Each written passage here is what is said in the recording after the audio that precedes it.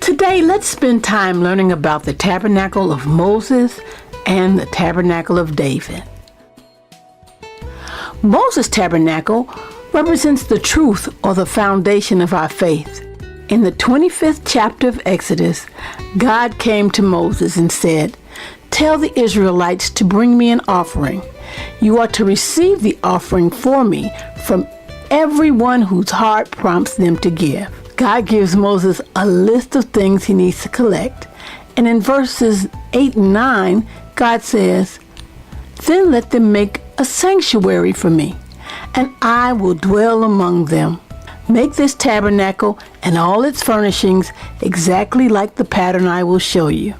And Moses did what the Lord commanded. Now, the tabernacle was a tent-like structure covered by rug-like coverings for a roof, and the whole compound was surrounded by a high fence about 7 feet in height. The fence was made of linen hangings held by pillars. When we enter the gates into the large outer court, which is the place where Israel's sins were judged, the first thing you see on the left and the right are the tables to slaughter the animals. And in the center was the brazen altar, which was made of brass and acacia wood. This is where the sacrificial blood of the slaughtered animals was offered for atonement. Now, directly behind the altar was the brazen laver. This is the place of ceremonial cleaning after the blood sacrifice was made. So now, let's look at the tabernacle. The outer veil was suspended by 5 golden pillars, and the tabernacle was covered by 4 rug-like coverings. The inner one was the curtain of fine linen, which was covered by the curtain of goat's hair, which was covered by the ram skin dyed red, and finally the outer covering of badger skin. Inside the holy place was all the furniture that God commanded Moses to construct. One of the pieces of furniture was the golden table of incense with its 4 horns. It was directly in front of the veil that separated the holy place from the Holy of Holies. Aaron burned sweet incense before the veil morning and evening as an act of sacrifice, worship, and intercession.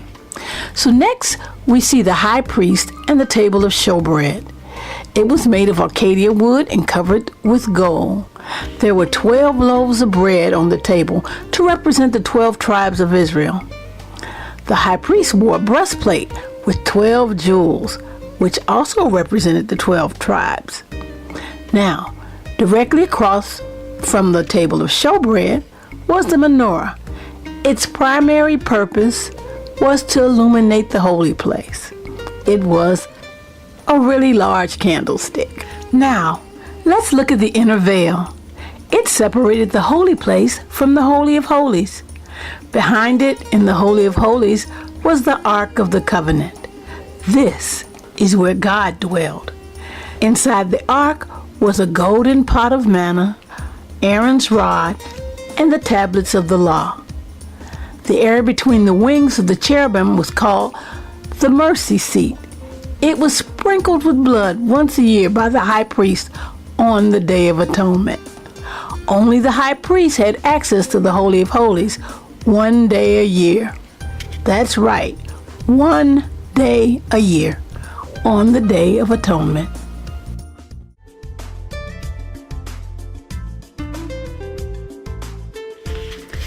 David's tabernacle was much simpler, but just as pleasing to God.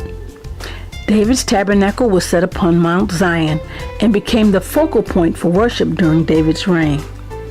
Psalms 132, verses 13 and 14 say, "For the Lord has chosen Zion, he has desired it for his dwelling. This is my resting place forever and ever. Here I will sit enthroned, for I have desired it." It was a simple structure, open on all sides, with no outer court, no veil, no Holy of Holies, just the Ark and the Shekinah presence of God, located in the middle of the tent. And the Levites, musicians, and singers surrounded the Ark night and day. And instead of animal sacrifices, there were spiritual sacrifices. There were psalms written, prophetic song and dance. They had instruments like the shofar, horns, lyres, harps. They had different types of drums, tambourines. It was a wonderful thing. Prophetic worship. That's where it began. While David's tabernacle represents the spirit of our worship, we must first remember that Moses' tabernacle represented the truth or the foundation of our faith. John 4:24 says, "For God is spirit, so those who worship him must worship him in spirit and in truth." When we put these two together, worship in spirit and truth, we move into the glory of God. David made God accessible. Davidic worship also included evangelism. David did not treat worship as a program. He was an active participant, and he led or set the pace that is imparted into all the nations. If he had not been so proactive, there may have been a segment of Israel that would have failed to grasp the importance of praise and worship. So David's passion for God was so profound that it serves as a model for worship today. Today, we are Zion. God dwells in our hearts.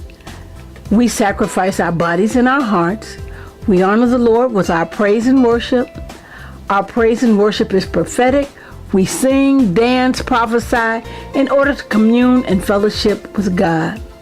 We have continuous access to God and are called as priests to offer continual spiritual sacrifices. Here at our church, along with our regular worship services, we even have koinonia, which is a time of fellowship. We do that every other month. Remember, we are the last tabernacle. God dwells inside our hearts.